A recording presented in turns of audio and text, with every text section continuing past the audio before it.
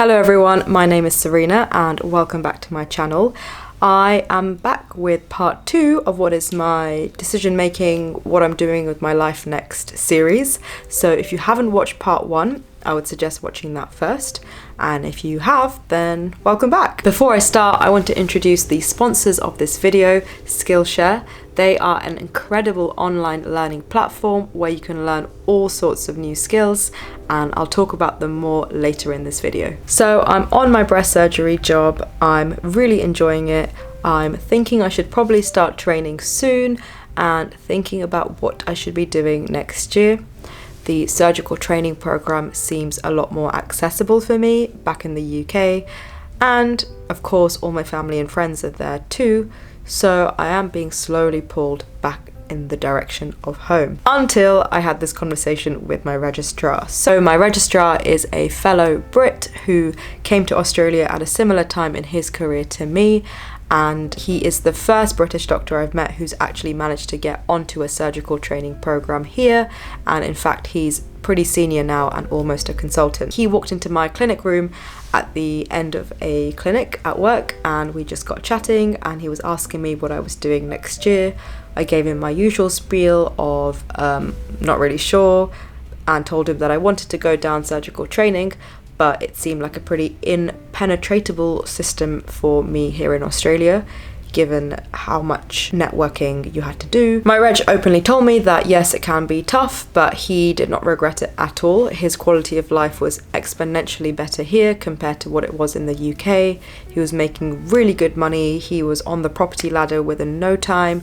He had a very comfortable lifestyle and was getting very, very good training here as well. Now, this kind of stuff I'd obviously heard before, but what he did next I was not expecting at all. And basically he got his phone out on the spot and called the surgical director of a hospital that was pretty near Brisbane, and essentially told him that he knew of me and my partner who would be very good for a surgical PHO job, that is a principal house officer. So that is a step up from the senior house officer I am now.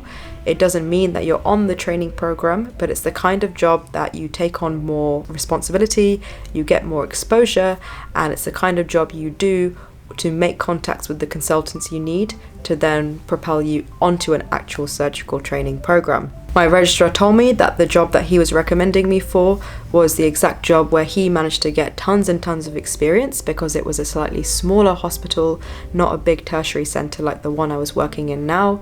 He bonded quite closely with all the consultants because it was a smaller team, and he got all the references and backing that he needed to then get onto the surgical training program pretty quickly soon after that. Now, I know a large part of the reason my registrar was helping me was probably because I was a fellow British doctor, fellow South Asian, because let's be honest here, you really need people to back you to get into the system. People that perhaps believe in you or relate to you in some way are more likely to bring you up after them rather than pull up the ladder, so to speak. But of course his reputation was also on the line, recommending me to one of his ex-bosses, so I would like to think that he was also happy with my work and my competence to take that step and actually recommend me to someone. I was so grateful for this gesture, because what was previously a pretty closed door that I didn't really want to try opening because it just seemed like there was too much resistance was suddenly flung wide open. And I remember so vividly just sitting in that clinic chair and seeing this whole other life suddenly pan out in front of me,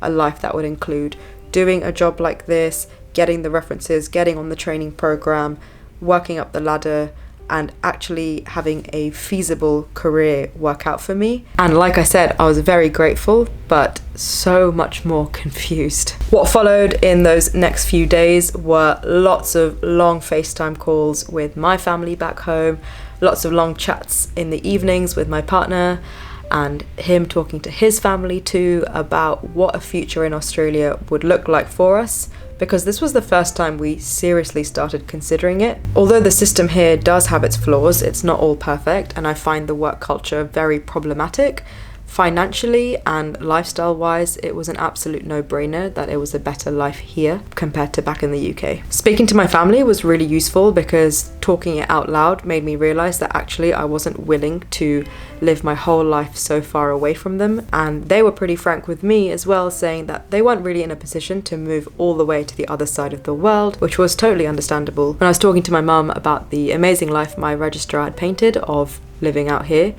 she said, if you want that life, then you have to accept all of it, not just the good parts. And can you see yourself having all of that lifestyle? And I thought past all the appealing and appetizing parts of living out here that had stuck in my brain, and remembered the other things he'd said about how he hasn't seen his family in a while, how he barely has the time to talk to them, and is missing out on lots of family events, which is of course a given if you're going to be living this far away. And I thought long and hard about it, and I realised that if I was being fully honest with myself, that is not what I wanted at all. Medical training is a funny thing. It's a decision you make when you are 16, maybe even younger sometimes. From there, you begin the journey of doing what you need to get into medical school, and then it's just year after year of jumping through exams and then competencies as you start working, various training bottlenecks and application stages, and you just kind of keep going and keep going and keep going whilst life is busy passing you by in the background. I really love watching Elizabeth Phillips's YouTube videos. She is currently taking a break from medical school, and something that she said has always stuck in my head. And she described medicine as being a finite game. So a game where you jump through hoops, complete that thing, and you finish it, and then you move on to the next year or the next stage of training and then start that cycle again. But there is always a kind of end point, a goal that you can get to, achieve and complete before moving on. And conversely, life is an infinite game in that there is no end goal, or at least for me, there's no sort of end product or end scene that I'm waiting to arrive at. I don't think there'll ever be a day that comes where I just think, you know what, life, mate, I've completed it. Even on my deathbed, I'm sure there will be experiences I still wish to have, people I'd still want to spend time with. This kind of finite game of racing to the finish line to become a consultant is something that's not appealed to me for years now, ever since I realised that there's no point chasing this endpoint if you're not actually enjoying that whole journey that you're going on to get there. And for me, viewing my whole life as an infinite game to where there is no real endpoint I'm trying to get to that I'm really keen to race ahead to, I'm focusing more on that majority space, which is the journey. This means I need to take that journey at my own pace, and I need to be able to have the time and headspace day to day, week to week, to make time for these other things that fulfill me outside of my career. There's a study that is a couple of years old now, but I keep coming back to it every time I'm panicking about career progression or the lack of it, and that is a paper, retired surgeons and what they would have done differently. And essentially, they sent out a survey and had replies from over 2,000 surgeons, retired surgeons in America, and over half of them had regrets about things that they would have done differently, with the vast majority of these regrets being about having better work-life balance and spending more time with family, friends, and on personal well-being. But the thing is, these guys are retired and that time has passed, and when I'm sitting on the other end of my career like they are, and someone sends me this survey, I really don't want to be giving the same answers. So final verdict, guys, after literally weeks of discussions, I went back to my registrar and told him that I was very grateful, but I would not be pursuing that job, or any job for that matter, for the next year. And so I'm about to begin the first year of my life since the age of around 4 or 5, where I'm not attached to any timetable or any rota of any sort, and I can't wait. There are a lot of reasons that I've decided to do this, but they all roughly revolve around this idea of purpose. For as long as I can remember, my purpose has been my studies and then my career in medicine, and as a result, pretty much all of my self-worth and self-identity has been intertwined with a medical career. And I really just want to try and decouple that this year. I don't think that our purposes should just be one thing, because then our self-identity and self-worth relies on that one thing alone, and there is so much more we all have to offer. I heard somewhere that we can think of our life in seasons, like Netflix shows. And yes, there are seasons of your life where you have to get your head down, get on the grind, and just do the work. And those seasons have come and gone previously in my life, and I know will come and go again in the future. Doesn't mean you can't have fun and give up everything else during those seasons, but you get what I mean. It's more of a focus in your life sometimes. And the next season of my life is what I'm viewing to be the season of setting my soul on fire. Not in like a violent way, in like a passionate way, but maybe I need to rethink that season title. Basically, I've got a lot of unrequited loves that I feel like I really need and want to give attention to, and in no particular order, here they are. Number one is traveling, and traveling whilst having a full-time job has not been impossible out here, but it has been significantly difficult when your hospital puts all of your annual leave in one 5-week block, so you can't plan your adventures throughout the year, and secondly, when your partner is also a medic and you are trying to coordinate 2 medical rotas, which is probably one of the most complicated tasks known to mankind. I have so many things left to do and experience in Australia, and I just want to do those things justice, and I need a proper time off from a rota to do this. Now, obviously, this is going to cost some money and it's going to be difficult to fund without a steady income. So one route that I'm about to start exploring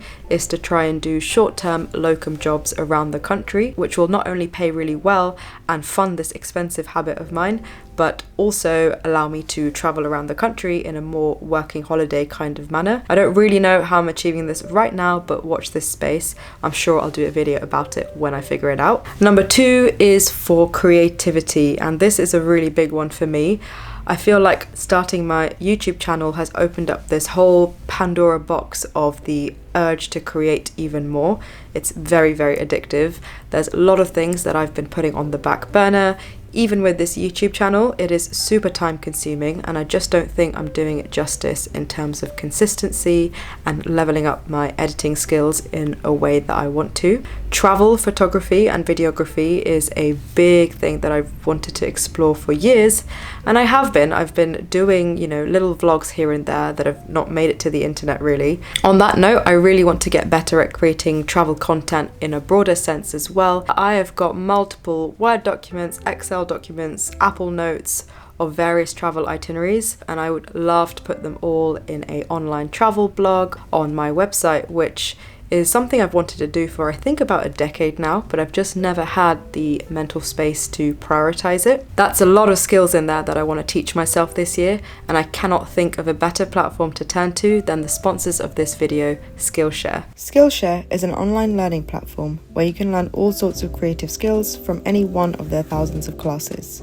Most recently, I've been checking out this drone videography class by Oliver Astrologo because I want to level up my drone footage skills, and I think it's going pretty well so far.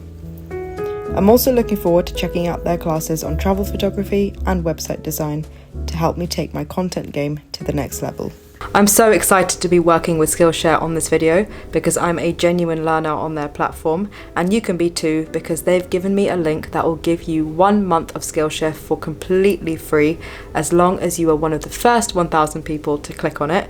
So go ahead and sign up. You've got nothing to lose and loads of things to potentially learn. I'll put that link in the description box below. Thirdly and finally in my Setting Fire to My Soul series is for human connections, and it's getting a little bit personal, but essentially my year ahead has got lots of exciting things that happen to be falling into it. We've got friends' weddings in India and in the UK. I've got planned holidays with my family that I really want to be present for, as well as my own wedding, which I really want to be just present in the whole planning process and have that space to actually enjoy it. And I just don't want to be entering serious negotiations with rota coordinators and doing complicated 7-way swaps just to try and make all of these things happen, which will ultimately make me resent my career even more. I may have 99 problems, but a rota coordinator will not be one. So that's it. That's the whole lowdown of the journey that my overthinking self has been on this past year. If you want to see videos of my time out in Australia so far, check out these other videos on my channel. Make sure to like and subscribe if you want to watch videos of what is to come. And thank you so much for watching. Bye.